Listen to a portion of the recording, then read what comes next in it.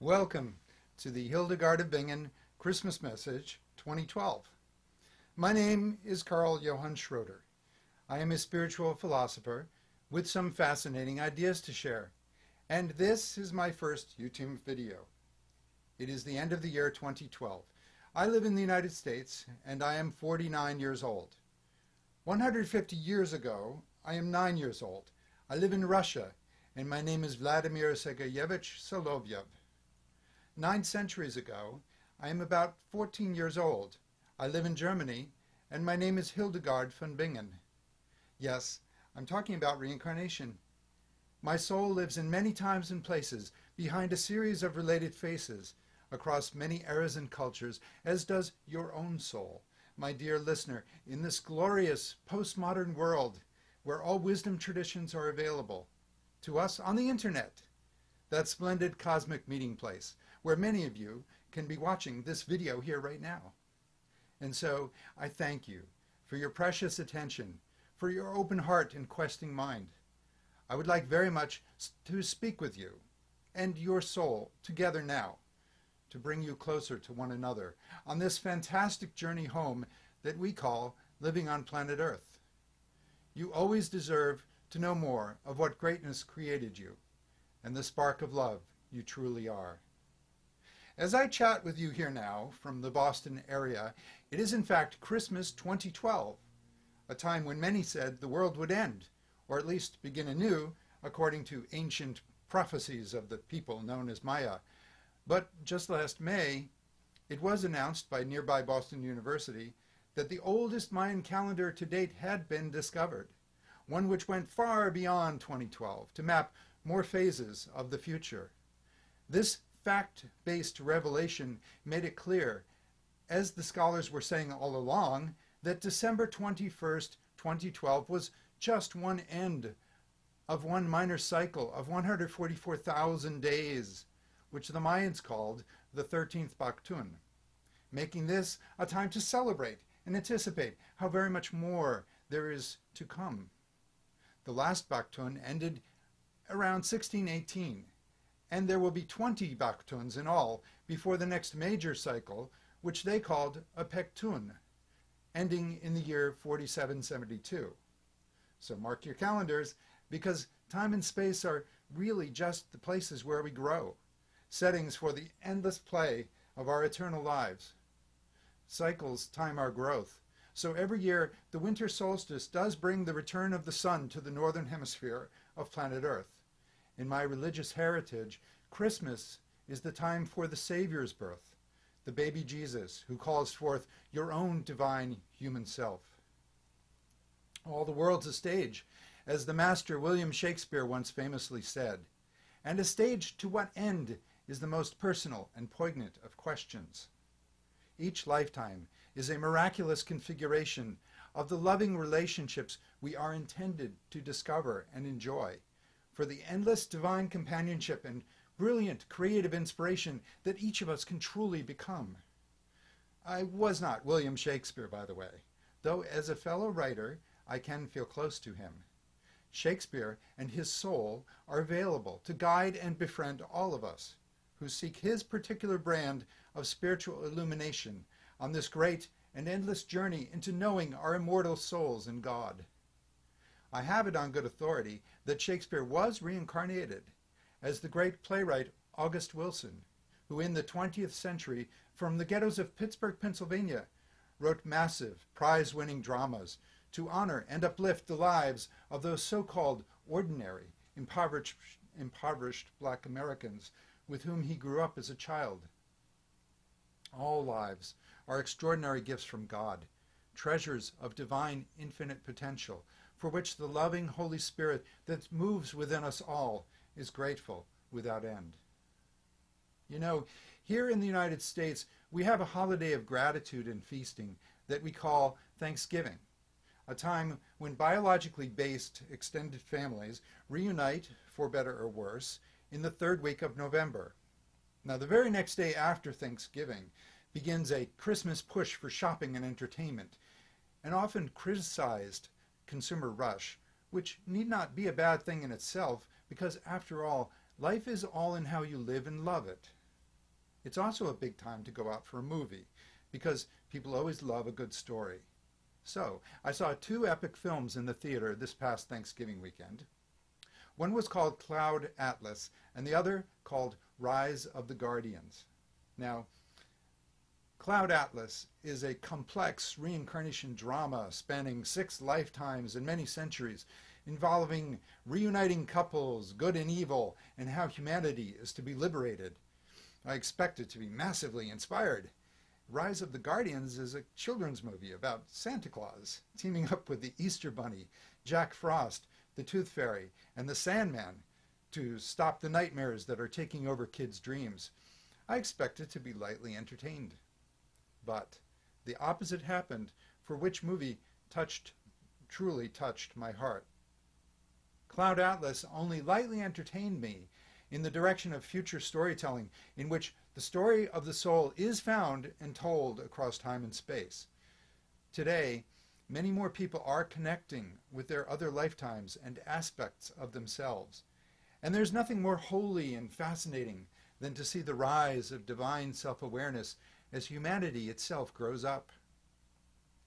But I found Cloud Atlas to be somewhat confusing and confused, so the river of love did not run through it for me.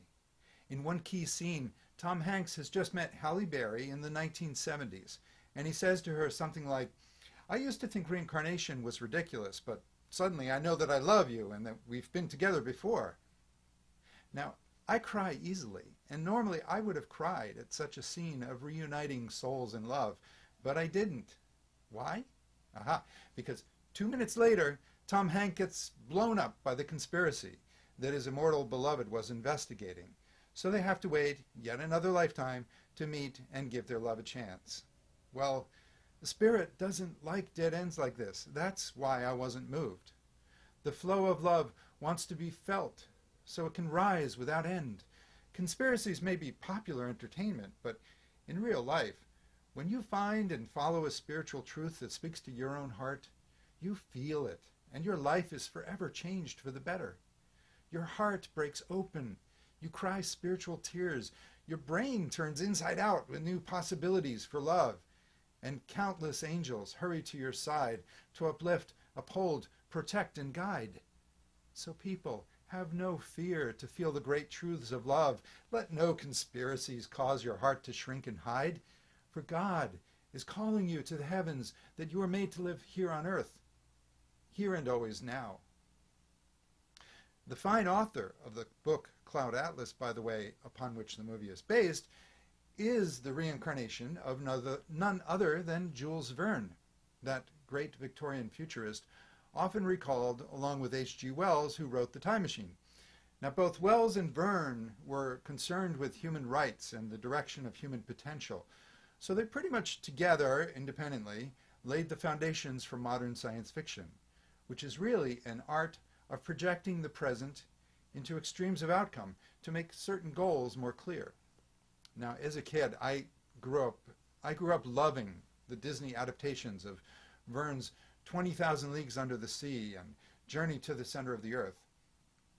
And in the story of Captain Nemo, we can see the same concerns with human slavery, both physical and spiritual, which Cloud Atlas revolves around. And so we can identify another soul returning with a heartfelt message for the planet Earth at this time of great hope and love. As for the other movie that I saw on Thanksgiving weekend, I was amazed at how much Rise of the Guardians caused me to sob with spiritual tears throughout a timeless tale of dreams and archetypes. Like other classics of children's literature, including Peter Pan and The Never-Ending Story, Rise of the Guardians is about facing a crisis of belief in magic, and its rewarding message is that the more you know about yourself and your own soul, the more you will be empowered and protected to live a life of great love and destiny. Santa Claus is reinvented as a sword-wielding, life-loving Russian bear of a man who talks about finding your center, that unique, energetic contribution that you alone make to life itself. Santa's center is wonder, and that's why he invents magical toys for children every Christmas. Easter Bunny brings hope with the spring, of course. Sandman brings dreams with each night of sleepful rest, and the Tooth Fairy keeps the childhood memories which hold the key to our immortal identities. Jack Frost was a boy who died on a frozen lake hundreds of years ago, but he was resurrected by the full moon to bring the fun of snow and winter play. So now Jack joins the other guardians of childhood to turn back a tide of fear that is invading children's dreams and threatening the future of humanity. Hope, dreams, wonder, fun, and pure memories prevail. And what's more, the river of love runs through this story, because each time a truth of the heart is revealed, the characters grow stronger together. This then is how spirit works. Energy is real in life. And that is why I found myself weeping with spiritual inspiration throughout this children's animated fantasy. The best-selling author of Rise of the Guardians is named William Edward Joyce, whose past lives would be interesting to know, I'm sure, but I have not yet been told. The reason why I know about some of my own past lives is from many years of following the transcendent patterns in my dreams and daily synchronicities, visions and intuitive relationships, all of which become more clear as one grows spiritually. Reincarnation is a tricky business, I will admit, and to know the reincarnations of public figures such as William Shakespeare and Jules Verne, I've relied upon the advice of my friend Kevin Ryerson, the psychic, who became famous for helping the actress Shirley MacLaine when she first went out on a limb for her own spiritual self-discovery.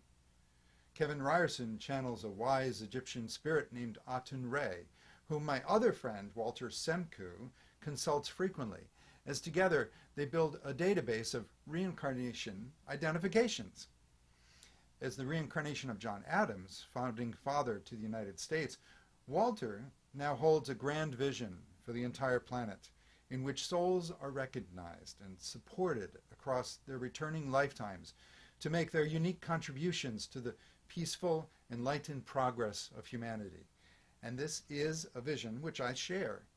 However, Walter does remain a healthy skeptic, and Aten-Re does not rubber stamp reincarnation claims, so I was pretty nervous when I went to them saying, hello, I'm the reincarnation of Saint Hildegard and some other related mystics. What often happens with reincarnation claims is that Aten-Re will say, no, you were an associate of that person, or you lived in that time period and you were inspired by them, or they were a spirit, were and are a spiritual guide to you. In my case, however, Aten-Re did verify that I am Hildegard returned, and you can read more details of my journey at my personal website, returnofhildegard.com. Well, if that sounds like a plug, it was, and this has been enough introduction to my real message to you now.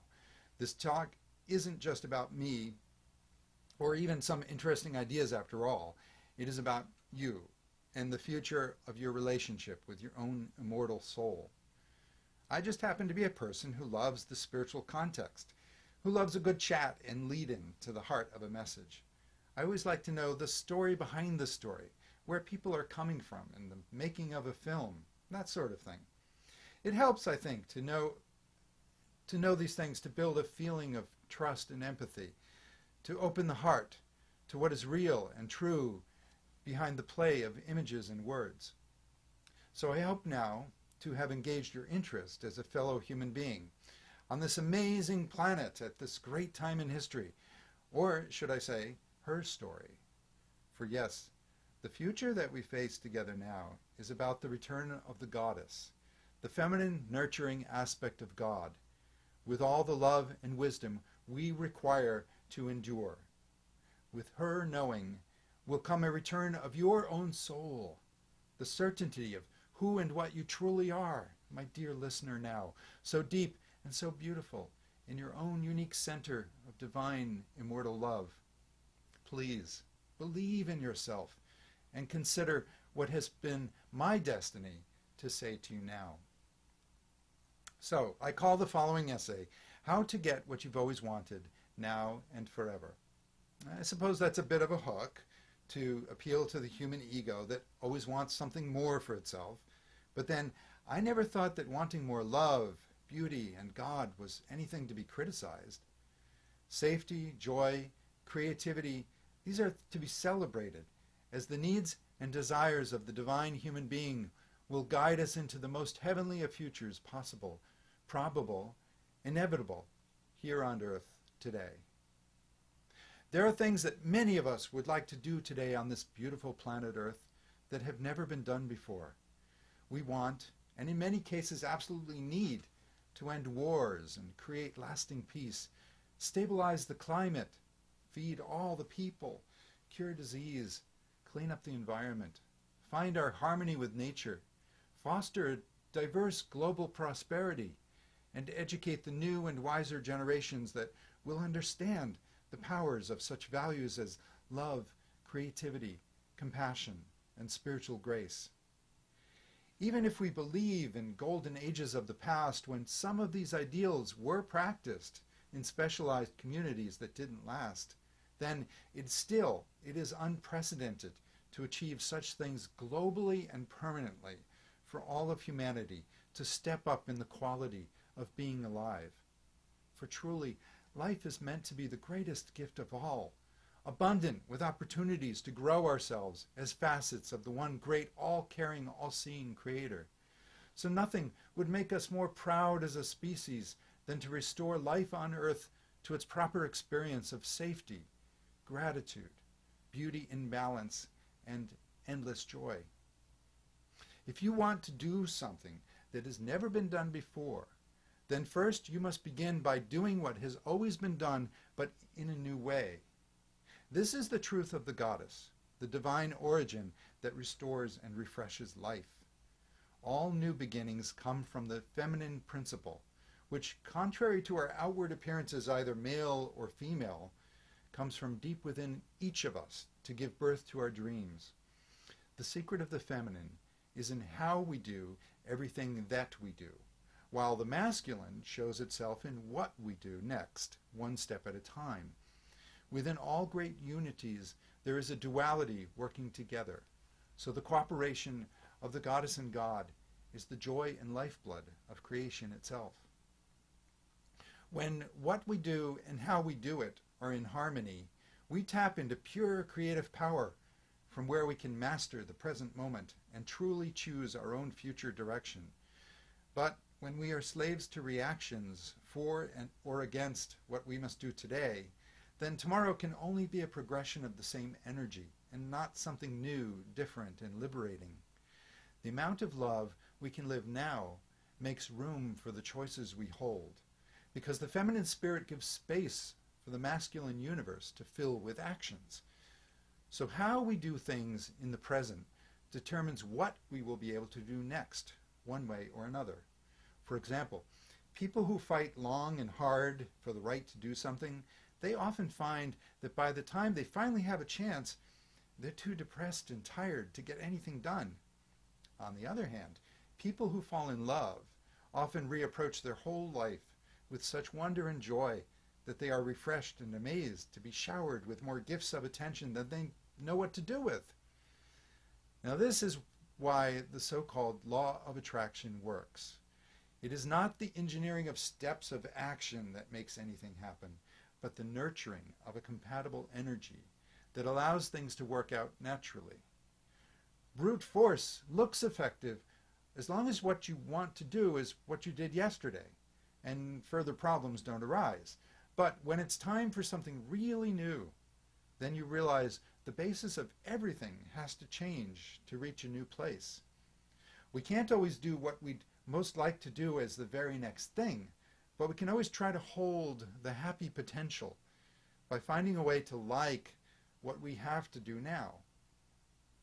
We don't need to give up on our dreams, but hope that they come back to us if we practice more love and gratitude in daily life. If we can feel and think like the person who has our own goals tomorrow, then we become more of that fulfilled person who is living on track in the yesterday that is now. Many challenging situations become tolerable and even enjoyable if we know in our hearts that they are temporary on the way to the best things we could ever ask for. On my way, not in my way, is the affirmation I like to say. When we trust and see that all good things can become connected, we allow the goddess to call in the future we want in a divine timing of fresh opportunities. It's fine to plan with God for what to do next, but if we always value the energetic qualities of success more than the images of success, then things can work out even faster than we ever imagined, which is pure magic and fun. So when I visualize, I like to say this or better to get at the heart of what I really care about. People will show up by synchronicities with pieces of each other's puzzles all ready to fit together, which just goes to show how connected and loved we all are by the goddess and God who work together through all of us. The old way to create was to put the masculine principle first by trying to control all actions and events to make what we want to happen next perfectly happen. But this is to make life a machine, which it is not, even if machines are helpful and have their place. So we both simplify and complicate our lives when we shift our focus of value to mastering the present moment for the best energies that will bridge us naturally to the futures we most desire. What simplifies is our ability to feel hopeful again. Instead of having to predict and solve every problem and driving ourselves crazy just trying to get ahead, we can pay more attention to daily life and care about ourselves and people again. We can start tapping into the soul level of existence, where bursts of eternal love will change our outlook on everything. Reincarnating groups of related souls are everywhere to be found. The earth brings us together again with spirit guides, ready to show us the way to fulfill every need. And more people are waking up every day to the talents and destinies they've been working on for thousands of years. The future is so good, you get giddy and tearful sometimes. On the other hand, what becomes more complicated with facing the truth is having to renegotiate our relationships with everyone, including our former and ongoing selves. Heaven is here now, and heaven too often still has to wait. The human personalities don't just go away, as we discover that everyone has long histories of choices and experiences that filter how much love they let in, no matter how love-starved we've become together. By waking up to the importance of love, we can see how responsible we are for ending our punishing absolute judgments of right and wrong, for giving everyone some credit for pursuing a spiritual value, for gauging how much we can say and do before we trigger human defenses, and for swallowing our pride to be right when what's really important is allowing everyone to find their own way to awaken and to grow, to find what's right for them. Yes, it would please and soothe our personal sense of order if everyone did just what made sense to us. But truly, it's so much more interesting to see how different people make use of different things, and who becomes compatible to create great works and miracles together. A lot of our old choices need to be revisited as we discern in whom to confide and from whom to separate for mutual liberation. Respect and compassion become our invisible shields against endless invitations to rejoin the senseless old karmic battles. When the Berlin Wall was coming down in 1990, Mikhail Gorbachev and his administration were famous for saying to the United States, "We're going to do a terrible thing to you. We're going to deprive you of an enemy." With the war on terror that continues to this day, it's easy to see who couldn't stand living without enemies, and so they got some new ones for themselves and for the rest of us. But it's harder to see how we all make use of that same shared reality, especially those of us who say we want peace and enlightenment. Remember, the amount we let in the goddess is in how we do everything that we do, not in what we do or what we plan to do next. It is a higher level of sophistication to study and teach spiritual beliefs, but the old system allowed for that too. The The timeless truths are great stuff, but the real question is, how are we living them now? If your spirituality is a refuge from a cruel and dangerous world, as it often can be, if you are loudly or silently seething with fearful condemnations for those stupid wrong people who are messing up your beautiful possibilities, and you're probably right about many things.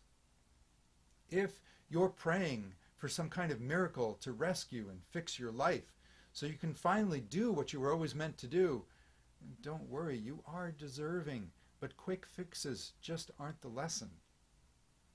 Then, if any of these things are true, then you're still stuck in the old how and not really doing new things. You may feel trapped from functioning at the limits of the old energies, the old ways of doing things. Your highs will be high from what you do right, but then your lows will be low as you get dragged back down again. Some spiritual people look great at their best moments of activity, but then reveal judgments for situations they can't tolerate, and other personality problems that they blame on their ego or the past or other people. Anything but how they're choosing to think their own thoughts and feel their own feelings right now. Many of us developed wonderful talents in isolated past lives, but we can't live in monasteries forever. If you find yourself failing when you hope to succeed, failing when you expected to fly, at least give yourself some credit for trying. It's a lot trickier than it looks to change the deep energetic habits we've built up over thousands of years in our fallible human choices. We're all in this reality together, perhaps more than we'd like to admit.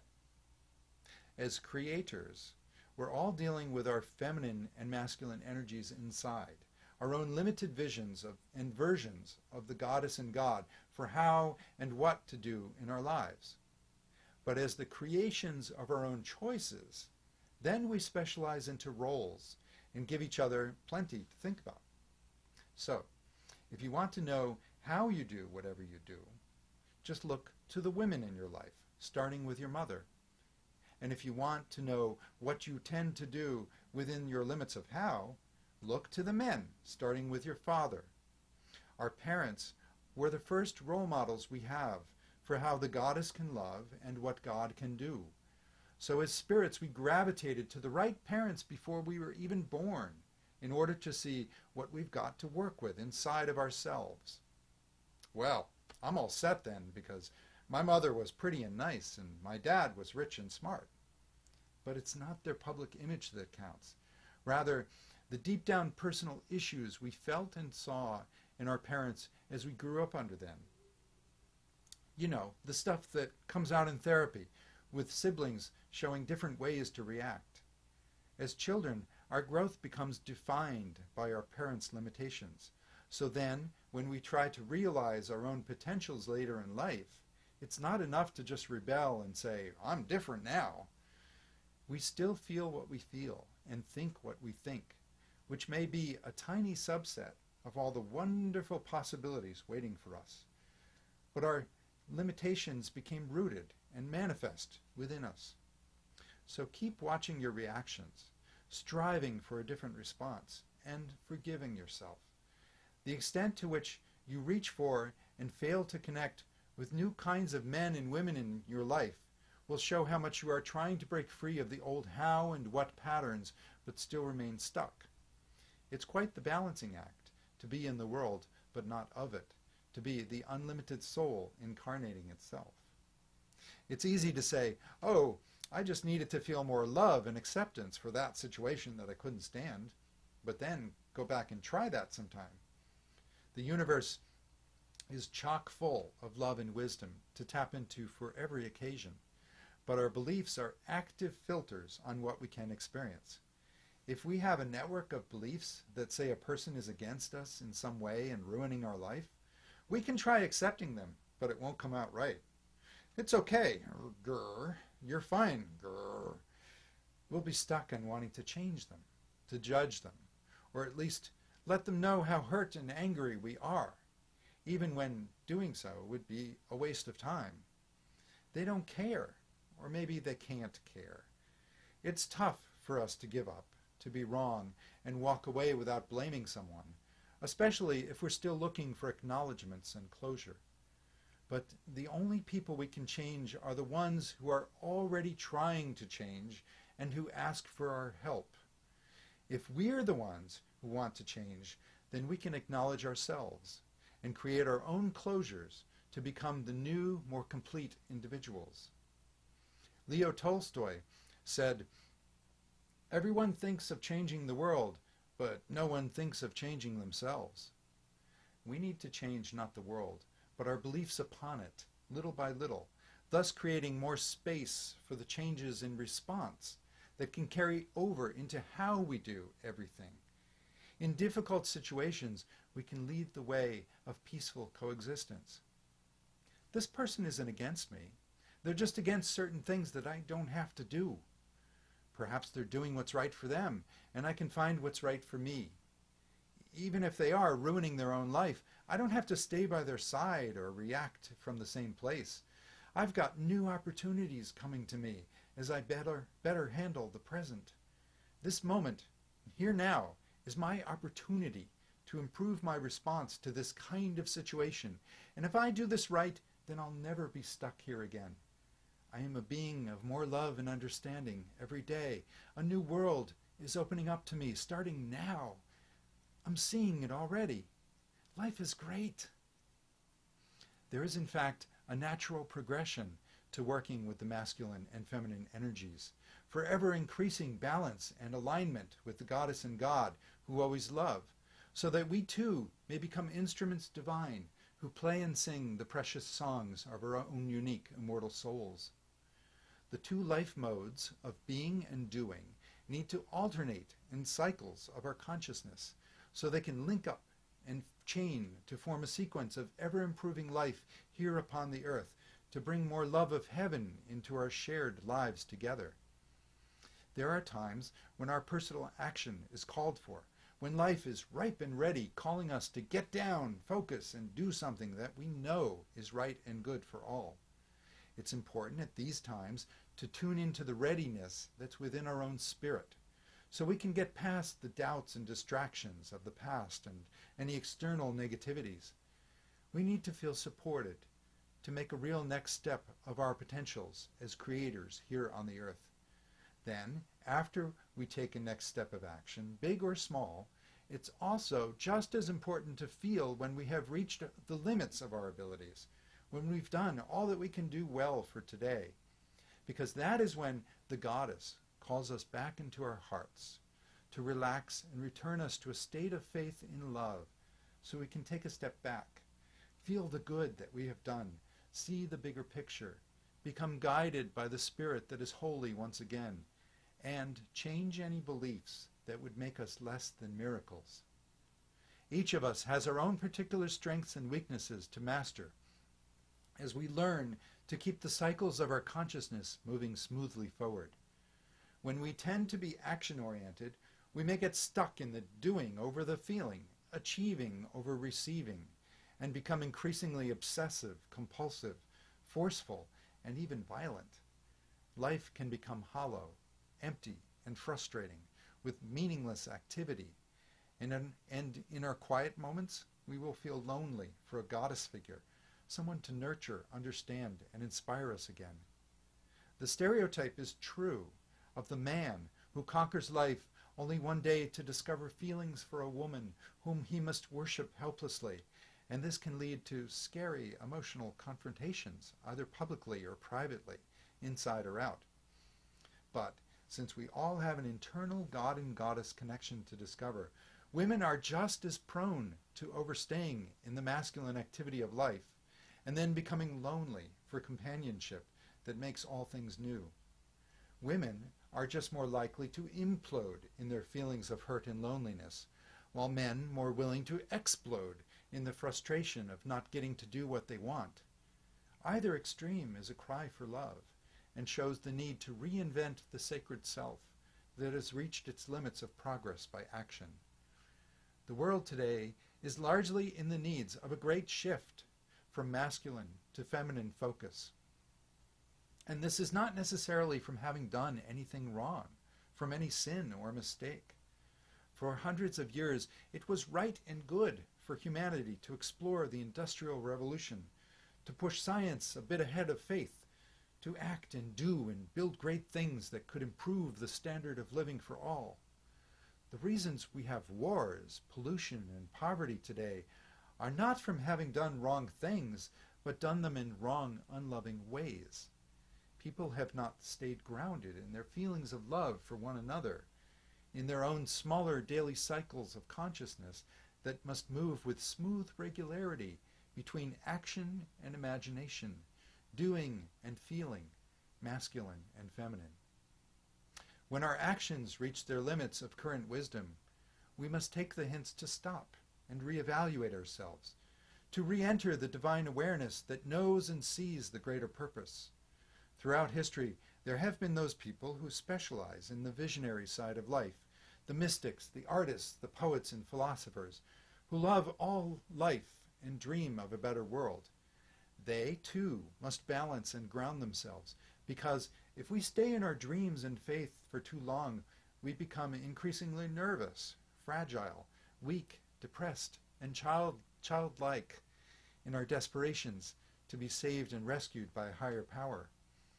Many of the overly idealistic, judgmental, frightened people in the world today are hiding in their hearts great soul visions for how the world was meant to be, only they have not let in the love of God enough to act effectively upon their dreams. I speak from much experience in my quest for the goddess and how to balance better living with the love of God. I began to recall my past lives as I respected the talents of my spirit by taking steps to manifest my dreams and creative inspirations. In my hobbies and relationships, I discovered that I was a mystic, a visionary writer, a poet muse for God. When I longed for a goddess figure to guide and refresh me, memories of my own lifetime as Hildegard of Bingen came back to say, yes, you are a mystical writer. You have been and will be again. This is your destiny. But as a man, in my present form, I became obsessed to find a literal goddess, my own soulmate, to support my ambitions. Time and again I would find great love, only to have it change and slip away, leading me back into the mysteries of my own heart and soul. Karmic fate would have me spend many years discovering that we can only love and be loved as much as we find the divine wholeness within ourselves. There is a fine movie called Vision from the Life of Hildegard of Bingen, which wisely shows how much even Saint Hildegard became obsessed with a young woman for the inspiration of the goddess. Her beloved friend, the nun Ricardus, had to leave her side and die for Hildegard to be forced to move on. Hildegard became highly successful and celebrated in her public life thereafter, but her personal human heart never fully healed. My life as the Russian poet-philosopher Vladimir Solovyev similarly suffered to find external divine love. Vladimir spent his life pursuing visions of the goddess, whom he called Sophia, and falling in love with women who were often literally named Sophia. Vladimir died in 1900, lonely, nervous, and fearful for the coming of the 20th century, which he, like many other artists and sensitive creative types, knew was to bring more war and misery to an already deprived, imbalanced world of human suffering. All people want and need the same things, including food and shelter, safety, love and pleasure, encouraging relationships, and the hope of right careers in which to find themselves. We only differ in the details of what we prefer from our unique personalities, and in those details we conflict so often and unnecessarily. Can we not celebrate our differences and discover how much God made us to fit beautifully together? A definition came to me once that spirituality is knowing what you like. How elegant, how simple, and yet how deep. Our desires are sacred. They lead us into our unique destinies, and to know them is to know ourselves and become divine. Perhaps this is just a bit tricky because we tend to think of our preferences in concrete forms, in terms of the things we want to do and have, And that's fine. That's the God principle. We just need to also balance our desires in the world with the essence of the goddess. We might do well to not only want the ends, but also the means, where the means are not more actions or things, but qualities. I want to get where I'm going by love. I want the goddess with me as I approach God. This, then, is the way to discover the secret of creation itself, which is that we can only desire what a part of us already has. We will always deserve the chance to have what is rightfully ours, from the seeds contained in our own God-given soul. When we want something in our heart and even need it in our body, that means that a future self is directly ahead, already enjoying our own destiny, and what we feel now is the desire to join up with more of that destiny. Thus, it is never really a masculine question of what do I need to do to get what I want, but rather it's a feminine question of how do I need to act to become the me that knows how to receive what I want. Ask and it shall be given. Have I yet asked with all that I am? Our growth in the present is a bridge to the future, and every action we need to do can follow naturally, easily, joyfully, when we feel the support of the love that we always increase here now. Currently, the world is in transition from the old system of creating the future by force and struggle to the new system of creating by love in the present. The old way never really worked. That's why we have all accumulated so much pain, loneliness, and distrust. We are a broken people with little fragments of our true selves hiding in pockets of different situations, love-starved and defensive and needing our help to link up. Like stringing pearls, we need to revisit the scenes of our lives as the universe brings them to us and learn to be more of the love that we are. This love is neither self-sacrificing nor other-sacrificing, only honest and holding to boundaries for the dreams that we know we desire. Imagine a world in which people do not fight in conflicts to compete for the same limited resources, but rather we support and hold each other in helpful creative ways to achieve different things that will be seen to fit beautifully together. We are each secure in our own goals, so we seek the best possible interactions as we find ourselves attracted to each other for the lessons and projects of the God that is love. Everyone attains their diverse values and contributes to the communities of heavenly treasures together. This is the future that we can bring ourselves to believe in and see a little more every day. The best part of all is that you can keep what you get. Yes, you can finally take it with you.